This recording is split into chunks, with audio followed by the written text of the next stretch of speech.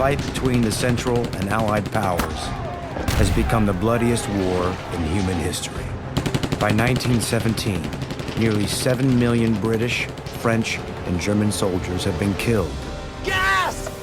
Go!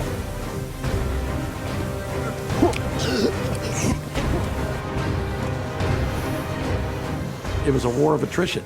You had to kill as many of the enemy as you could so you could possibly advance. Chemical warfare just enabled that in a very horrific way. England and France are growing desperate for a way to alter the course of the war. So they look to the one country that could finally tip the scales in their favor.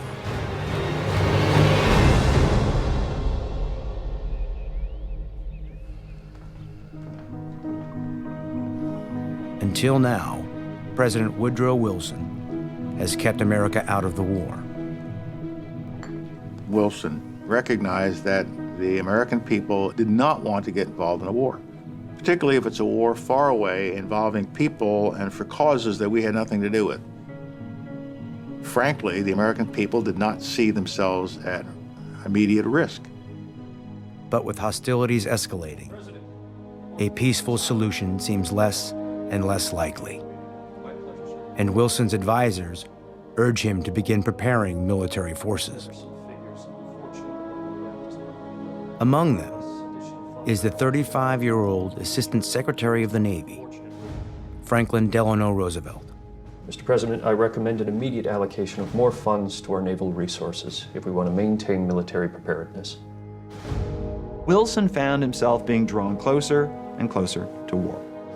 In the spring of 1915, the British liner, the Lusitania, was sunk, and on board were over 100 Americans. Now, this was a big deal. Until this time, it had been a European war, but now in this European war, Americans were getting killed. American resentment grows against Germany. And on February 26, 1917, it finally reaches a boiling point. Mr. President, I think you should look at this right away.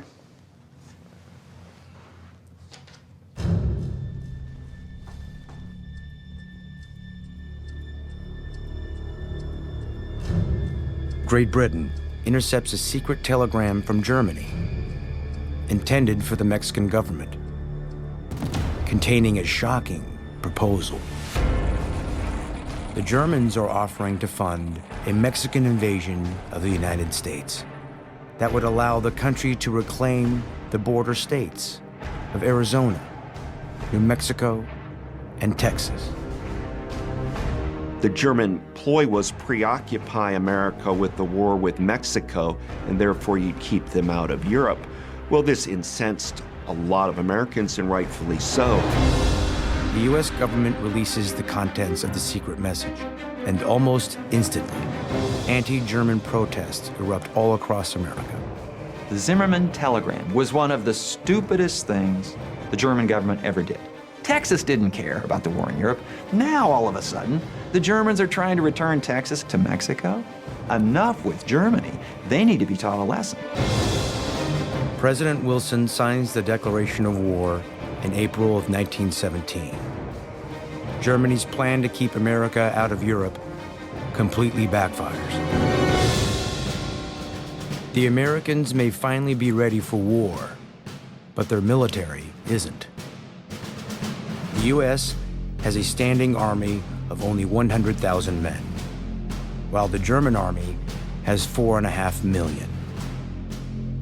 The United States hurries to build its military,